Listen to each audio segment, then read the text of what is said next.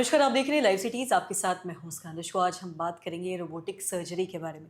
हम ये जानेंगे कि रोबोटिक सर्जरी क्या होता है, कैसे ये आम सर्जरी से बेहतर है और इसी के बारे में तमाम जानकारी लेंगे। आज हमारे साथ मौजूद है बिहार के जाने-माने रोबोटिक सर्जन और तमाम चीज़ों के बारे में जानेंगे कि इस पे खर्च कितना पड़ता है, किन-किन बीमारियों का इससे इलाज होता है और इसी बारे में तमाम जानकारी आज देने के लिए आज हमारे साथ डॉक्टर साहब मौजूद हैं। सर नमस्कार, बहुत-बहुत स्वागत है आपका।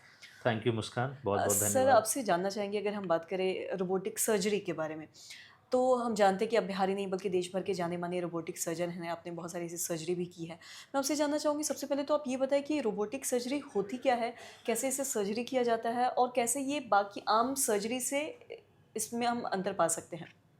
जी, thank you Muskan once again. आपने ये क्वेश्चन पूछा बहुत इम्पोर्टेंट है आम लोगों के लिए कि रोबोटिक विधि से सर्जरी होती कैसे है। हुँ, तो इसको हम लोग टेक्निकल टर्म जो है वो रोबोटिक असिस्टेड सर्जरी भी कहते हैं।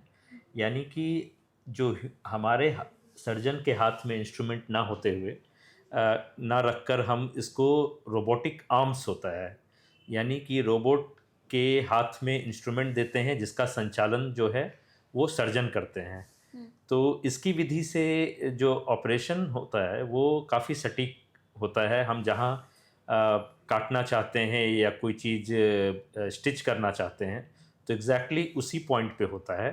तो इससे लोगों को ये फ़ायदा होता है कि ऑपरेशन का जो साइड इफ़ेक्ट होता है वो कम हो जाता है, इसमें ब्लीडिंग कम होती है और दर्द भी कम होता है। जैसे लैप्रोस्कोपिक सर्जरी या दूरबीन से सर्जरी की जो विधि होती है, हुँ, लोग उसके बारे में तो पहले से ही जानते हैं। तो ये उससे भी एक कदम आगे है क्योंकि हमारे जो ह्यूमन हैंड है, उसमें कंपन होता है। हुँ, मनुष्य के हाथ में आप कितना भी उसको सीधा रखने की कोशिश करें, थोड़ा बहुत कंपन होता है। हुँ, यही इंस्ट्रूमेंट अगर हम रोबोट आर्म में दे दें, तो वो कंपन बंद हो जाता है तो ताकि हम जहाँ काटना चाहें बिल्कुल वहीं पे काटें। तो इससे कुछ इम्पॉर्टेंट सर्जरी होती है जैसे कि पेल्विस यानी कि जो पेशाब की थैली हो, रेक्टम जो मलद्वार और जो फीमेल में गायनेकोलॉजिकल ऑपरेशन होता है कि यानी यूट्रस, ओवरीज़ इन सभी जो पेल्विक सर्जरी होती हैं, वहाँ कई इंपॉर्टेंट नर्व्स होते हैं, जो हमारे पेशाब की थैली और सेक्सुअल फंक्शन में भी हेल्प करते हैं। तो रोबोटिक सर्जरी से इन पेशेंट को ये फ़ायदा होता है कि वो नर्व जो नस होता है उसको नुकसान नहीं पहुँचता है। ब्लीडिंग कम होती है क्योंकि दिखता बहुत अच्छा है। रोबोटिक सर्जरी में 3D जिससे कि हमें पता चलता है कि कोई चीज़ कहाँ कितनी गहराई में मौजूद है। तो सर्जन वहाँ तक बड़े आसानी से भी पहुँच जाते हैं। खून की नलियाँ अच्छे से दिखती हैं तो उससे ब्लीडिंग कम होती है, तो खून चढ़ाने की नौबत कम आती है और मरीज़ जल्दी ठीक होके घर जाते हैं। हुँ, इसकी विधि से बड़े-बड़े ऑपरेशन भी अगर हम करें, तो लोग जो है कुछ लोग तो 24 घंटे के अंदर डिस्चार्ज हो जाते हैं। जैसे कि अगर गॉल ब्लैडर या हर्निया का ऑपरेशन हम रोबोटिक विधि से करें, हुँ, तो उसमें दर्द कम होता है, इन्फेक्शन कम होता है, ऑपरेशन से रिलेटेड कॉम्प्लिकेशन कम होता है और जटिल से जटिल ऑपरेशन को भी हमें ओपन कन्वर्ट करने की ज़रूरत नहीं होती है। हुँ, यानी कि दूरबीन से जब आप कोई ऑपरेशन करते हैं, तो कई बार रिस्क रहता है कि डिफ़िकल्ट ऑपरेशन में आपको बड़ा चीरा लगा के करना पड़े, जिससे कि मरीज़ को दर्द ज़्यादा होता है, हॉस्पिटल में ज़्यादा दिन रुकना भी पड़ता है हुँ, और अल्टीमेटली उससे भी खर्च बढ़ जाता है। तो रोबोटिक विधि से क्या होता है कि दूरबीन विधि से भी कम दर्द होता है। दूरबीन विधि से जो ऑपरेशन नहीं होती है, रोबोटिक विधि से हो सकती है। तो रिज़ल्ट अच्छे होते हैं, लोग जल्दी ठीक होते हैं और अल्टीमेटली उनका पैसा बचता है और वो काम पे भी जल्दी जा पाते हैं। जी। और साथ ही अगर हम बात करें रोबोटिक सर्जरी के बारे में आपने तमाम जानकारी दी है कि कैसे इसका है जो बाकी ये सर्जरी से है जो एक कम दर्द देता है। अगर हम बात करें बीमारियों के बारे में, जैसे आपने कुछ-कुछ चीज़ें बताई भी गॉल ब्लैडर का सर्जरी ये सब। ऐसे कौन-कौन सी बीमारियाँ हैं जिसमें ये रोबोटिक सर्जरी है जो कारगर साबित होती है? जी, ये भी महत्वपूर्ण क्वेश्चन है।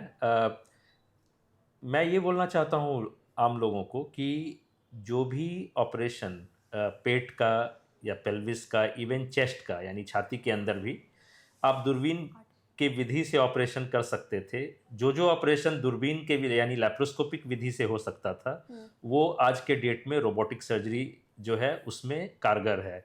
यानी कि आप गॉल ब्लैडर भी रोबोटिक सर्जरी के द्वारा निकाल सकते हैं, हर्निया का भी ऑपरेशन करा सकते हैं। अपेंडिक्स जो है वो भी निकाला जा सकता है।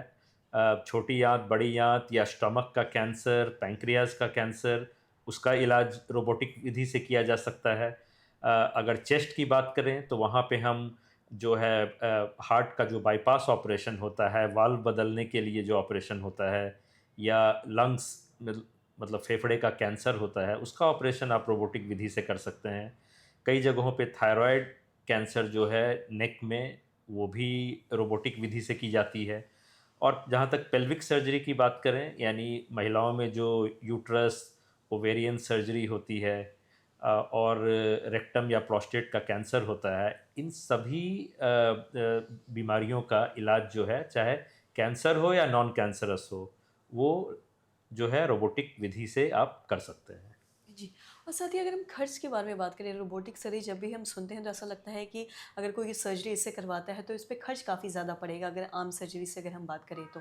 कंपैरेटिवली कि ये कितना महँगा है या सस्ता है, इस बारे में थोड़ा आप बताएँ, एक्सपेंस के बारे में? जी, ये भी बहुत महत्वपूर्ण ये प्रश्न है, क्योंकि बिहार के संदर्भ में लोग जो है जानना चाहेंगे कि रोबोटिक सर्जरी से अगर उनके ऑपरेशन का खर्च बढ़ेगा, तो मुश्किल आ सकती है कई परिवारों को।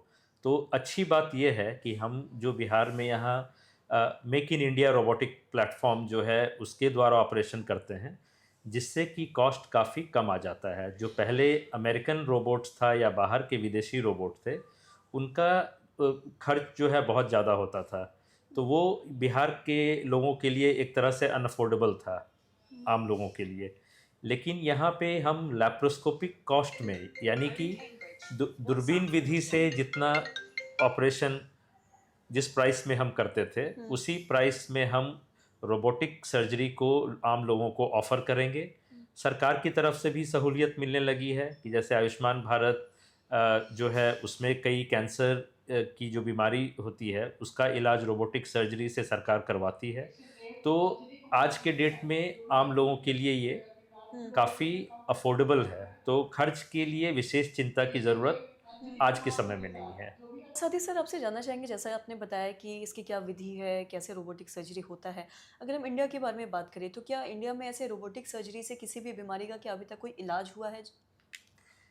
जी, मेट्रो सिटीज़ में तो काफ़ी सालों से रोबोटिक पद्धति से बीमारियों का इलाज हो रहा है। ख़ासकर जो यूरोलॉजिस्ट हैं दिल्ली में, वो आपको या कई तमाम महानगरों में रोबोटिक सर्जरी से प्रोस्टेट कैंसर का इलाज जो वो करते आ रहे थे। हुँ, अब ये इसका जो है वो स्कोप बढ़ा है पिछले कुछ सालों में। यानी रेक्टम से लेके आपका गॉल ब्लैडर का सर्जरी हो या हर्निया सर्जरी, ये महानगरों में होता आया है। और अब अच्छी बात ये है कि अब जो रोबोटिक सर्जरी का प्रचार प्रसार उसी तरह से हो रहा है जैसे 20-25 साल पहले दूरबीन विधि से ऑपरेशन का जो वो हुआ था। तो अब ये समय रोबोटिक सर्जरी का समय है। और बी ग्रेड, सी ग्रेड जो भी आप शहर बोलते हैं, या हुँ, टियर 2, टियर 3 सिटीज़ बोलते हैं, हुँ। अब कुछ सालों में वहाँ के लोगों को भी रोबोटिक सर्जरी के द्वारा इलाज की सुविधा जो है प्रदान की जाएगी। जी, सर बहुत-बहुत शुक्रिया तमाम जानकारी देने के लिए। तो आशा करते हैं दर्शकों कि आप भी समझ पाए होंगे कि रोबोटिक सर्जरी क्या है, कैसे ये बाकी सर्जरी से अलग है और साथ ही साथ इसके क्या कुछ खर्च पड़ते हैं, किन बीमारियों में ये कारगर साबित होता है। तमाम जो जानकारी दी है डॉक्टर साहब ने, आशा करते हैं आपके लिए महत्वपूर्ण रही है। तो आज के इस वीडियो में इतना ही। अगर आपने चैनल को सब्सक्राइब नहीं किया तो तुरंत कर लें। साथ ही हमारे फेसबुक पेज को लाइक करें। वीडियो देखने के लिए आपका धन्यवाद।